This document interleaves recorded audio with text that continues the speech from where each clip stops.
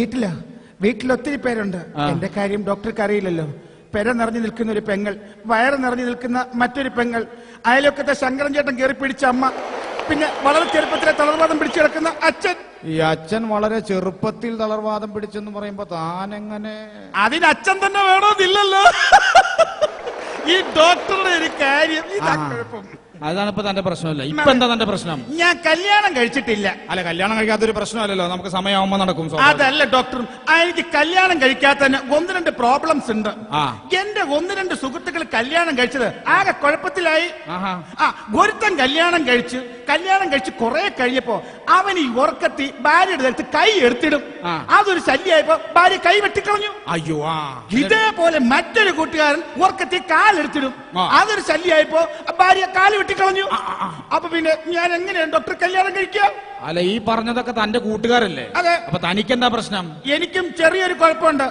ഞാൻ ഉറക്കത്തിൽ കിടന്ന് രാത്രി മൂത്രം ഒഴിക്കും. അപ്പൊ പിന്നെ അത് കംപ്ലീറ്റ് മാറിയിട്ട് മതി. ഇതാ ഞാൻ പറഞ്ഞത്. ഈ ജന്മത്തൊന്നും കെട്ടരുത്, കുറെ കണ്ടു കിട്ടിയാൽ മതി കേട്ടോ. അതിൽ മൊത്തം ലൈഫ് തന്നെ പോകും.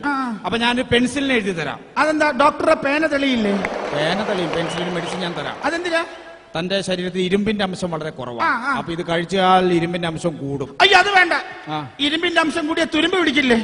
ഡോക്ടർ ഒന്നും അറിയാത്ത പോലെ ഒരു കാര്യം മനസ്സിലാക്കുക. പിന്നെ ഈ തരുന്ന മരുന്നുകളൊക്കെ വളരെ വില കൂടിയതാണ്. എനിക്ക് എന്റെ ഫീസ് വളരെ കൂടുതലാണ്.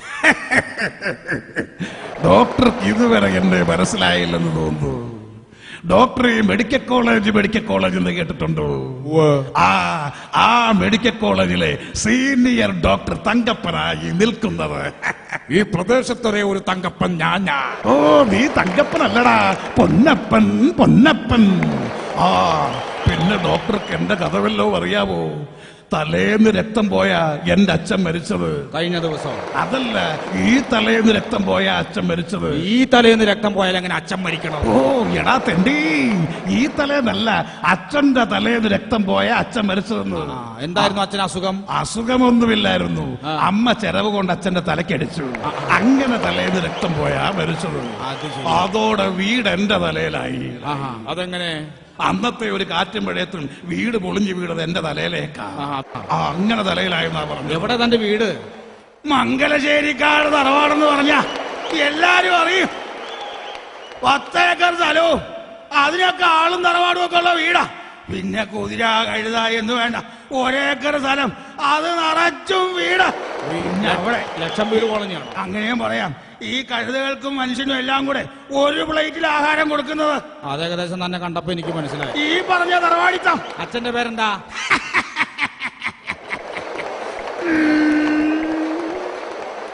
തന്റെ അച്ഛന്റെ പേരെന്താന്ന് തനിക്കറിയാൻ പാടില്ലെങ്കിൽ താൻ എന്നോട് ചോദിക്ക് തന്റെ അച്ഛന്റെ പേരെന്താന്ന്.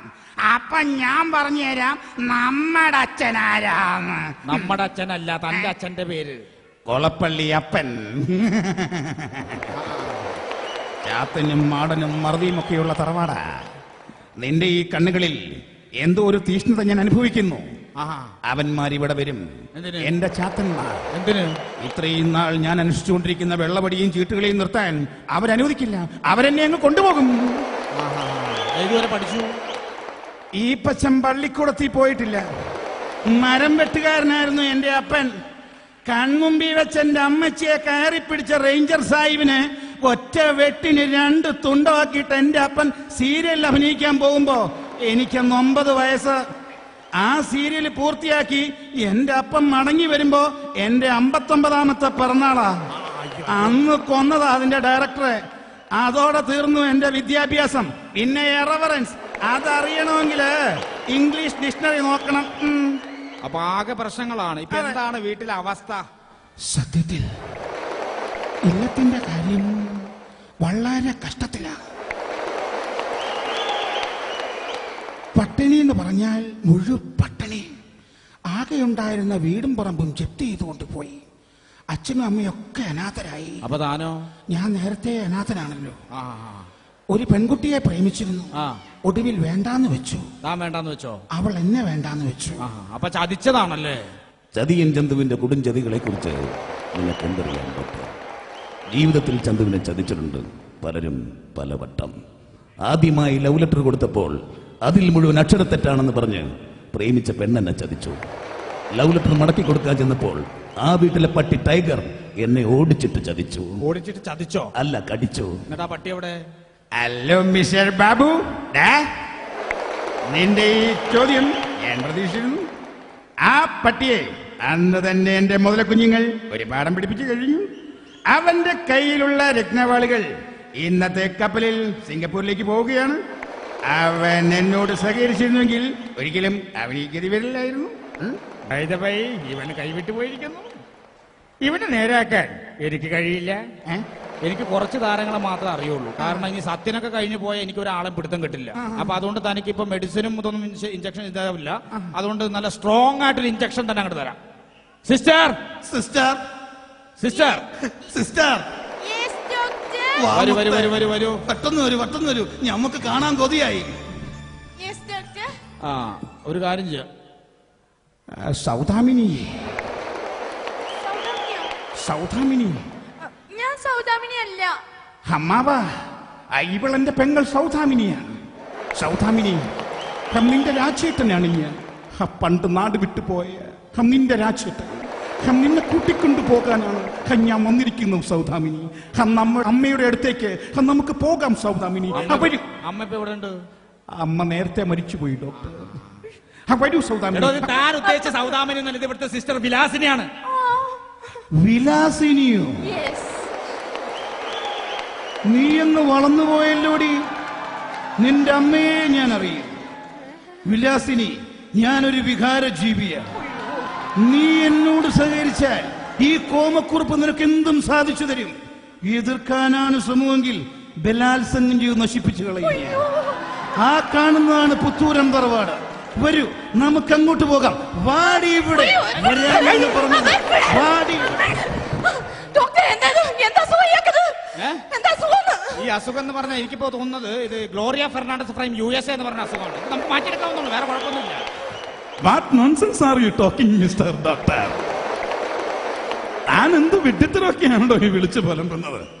ഞങ്ങൾ ഡോക്ടർമാരുടെ ഭാഷയിൽ ഈ അസുഖത്തിന് നെല്ലിയാമ്പതിയിൽ ഒപ്റ്റോണിക്ക വേവ്സ് എന്നാണ് പറയുന്നത്. ലക്ഷത്തിൽ 1-2 പേർക്ക് വരാവുന്ന ഒരു അസുഖം. ഈ അസുഖത്തിന് ജപ്പാനിൽ മാത്രമേ മരുന്നുള്ളൂ. 42 മണിക്കൂറിനുള്ളിൽ ഒരിക്കലും ഈ മരുന്ന് ഇവിടെ കൊണ്ടുവരാൻ കഴിയില്ല. അങ്ങനെ കൊണ്ടുവന്നാൽ അതാ രോഗിയുടെ വിധി. ഇത്ര എനിക്ക് പറയാനുള്ളൂ. നമുക്കൊരു കാര്യം ചെയ്യാം. ഈ സംഭവം കൈവിട്ടു പോയിരിക്കുകയാണ്. അപ്പൊ ഇത് ഇഞ്ചക്ഷൻ കൊണ്ട് നിൽക്കില്ല. ഷോക്ക് തന്നെ കൊടുക്കാം. പിടിച്ചോ.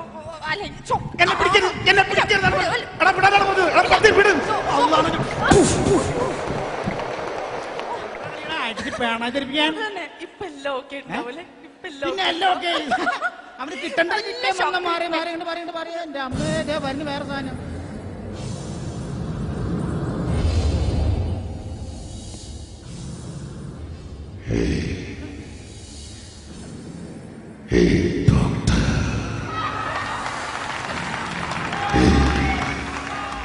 ഇതെല്ലാം എന്നെ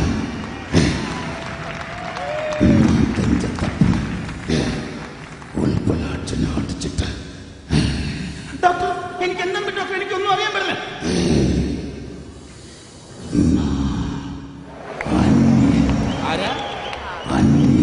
ഏതോ ഒരന്യൻ. ഡോക്ടർ, എനിക്ക് എന്താ പറ്റില്ല. இந்த இடத்துல யாரும் தப்பு பண்ணக்கூடாது. இந்த அந்நியன் விடமாட்டே. இவள் சாக வேண்டியவள். இவளை கொல்லணும்.